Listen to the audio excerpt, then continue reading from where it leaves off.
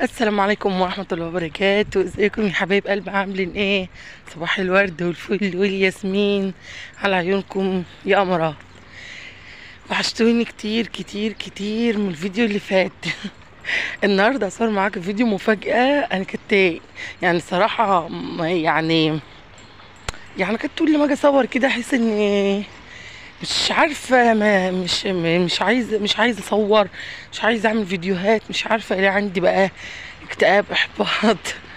مش عارفه يعني. المهم ان انا رجعت لكم تاني وقلت لازم اصور معاكم، لازم عشان كل حبايبي واصحابي واخواتي. وعلى رايي بقى ايه، على راي عريس بنتي فنزاتي. بقول لي انت ليكي فنزاتي؟ ايوه ليه فنزاتي؟ اكتبوا له في الكومنتات وقولوا له ايوه احنا فنزاتي.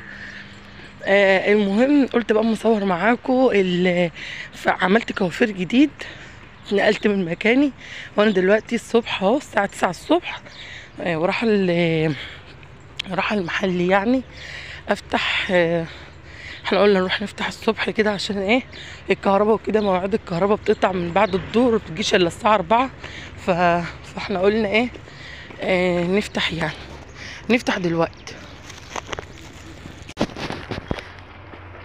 ده يعتبر اصلا العنوان يعني، على يعني بقول لكم من ناحيه الافتتاح والمفاجاه، وان انا نقلت في مكان جديد، فتحت مكان جديد بعيد اصلا عن البلد اللي انا فيها. وكمان بعرفكم العنوان ده، الرصيف بتاع المحطه للناس القريبه من هنا. وعايزه تعرف مكاني او عنواني، بقى مكاني دلوقتي اقرب للجميع. انا في محطه راس الخليج، جنب عمارة ابو طالب، على طول. وده الرصيف بتاعنا. شوف اتعمل لنا محطة جديدة جميلة جميلة جميل، بس هي لسه فيها ايه، تحت الانشاء يعني، بيخلصوا فيها، فيها لسه تشطيبات يعني، لسه فيها شوية تشطيبات كده. بس بالليل كده بتبقى سارجة كلها يعني، يعتبر بيني وبين المحل الرصيف ده كله. وشايفين العمارة الزرقاء اللي هناك دي، العالية اللي هناك دي، انا فاتحة ايه جنبها على طول، يعتبر تحتها يعني، في المحلات، في عند اصحابها يعني. ده العنوان عشان الناس تبقى عارفة برضو. ف انا هقفل بقى كده على ما اوصل للمحل واصور لكم بقى هناك تشوفوا رايكم فيه. وصلنا يا ولاد للمحل، وصلنا للمحل يا ولاد. بسم الله الذي لا يضر مع اسمه شيء في الارض ولا في السماء وهو السميع العليم. استغفرك رب واتوب اليك، لا اله الا انت سبحانك اني كنت من الظالمين. صباحنا صباح الملك لله والحمد لله، لا اله الا الله. لمسة جمال.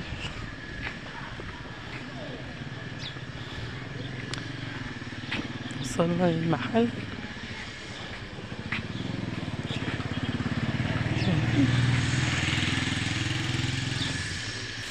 نفتح بقى القفل كده ونرجع لكم تاني.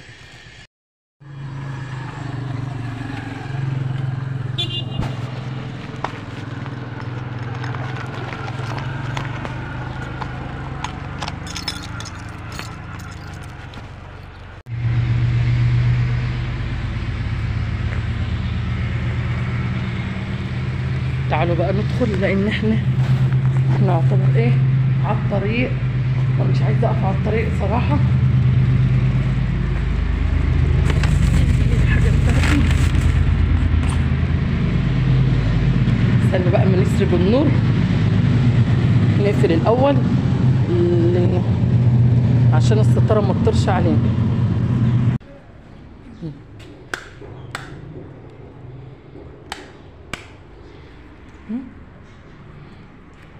ده السقف اهو، ده المحل. تعالى اما نسرج اللمبه كمان دي هنا بقى اهو، نلف ايه،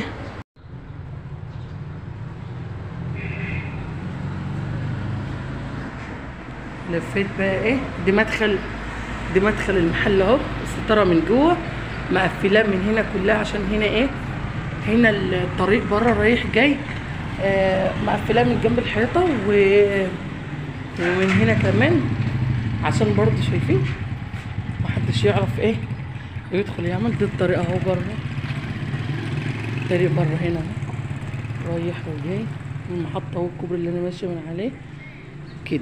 انا مش عايزة حد يشوفه كده. هنا برضو المقفله الدنيا، حتى لو الهوا راح وجاب الستاره بتبقى ايه، بتبقى ثابته ومنزله الجراج برضو شويه كده، مش ان انا ايه رافعه لي للاخر.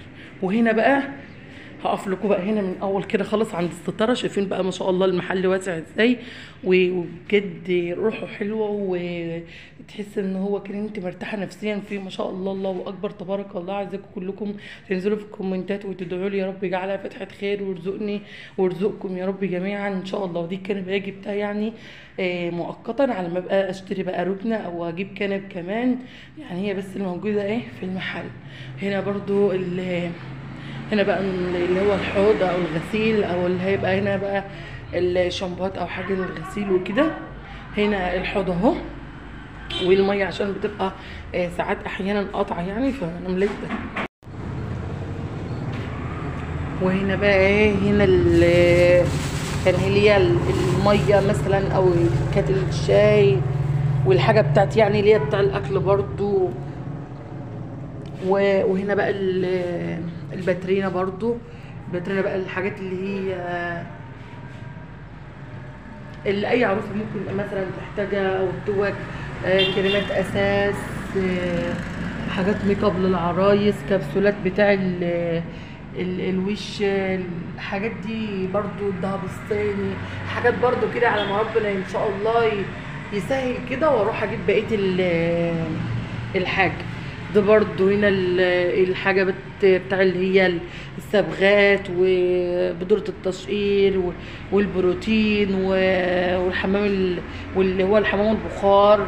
وهنا بقى الماسكات، عامله المكان ده للصبغات، محطوط في كل الصبغات. وهنا الماسكات، هنا كذا نوع ماسك، وده حنة بيضة ونوعين ماسك. وهنا الواكس بتاع الجهاز اللي هو المكعبات، زي ما بقول لكم كده الواكس اللي هي المكعبات. انا ما بجيبش اللي هو المكعبات، وكمان اللي هو انضف حاجه اللي هو الكوكو.